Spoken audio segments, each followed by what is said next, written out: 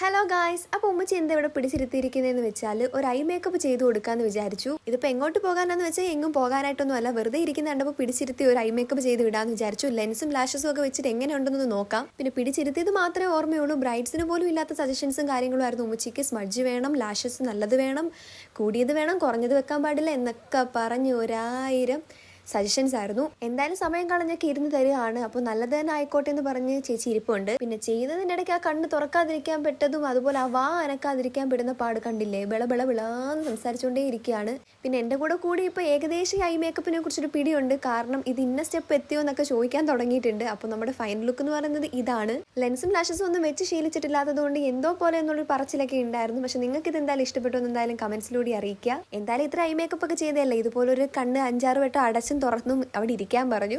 അപ്പോൾ നിങ്ങൾക്ക് എന്തായാലും ഇഷ്ടമായി എന്നുള്ളത് കമൻസിലൂടെ അറിയിക്കുക. അപ്പോൾ ഇതുപോലുള്ള വീഡിയോസൊക്കെ ആയിട്ട് വരാം. സബ്സ്ക്രൈബ് ചെയ്ത് ചാനൽ സപ്പോർട്ട് ചെയ്യുക. അപ്പോൾ അത്രയേ ഉള്ളൂ.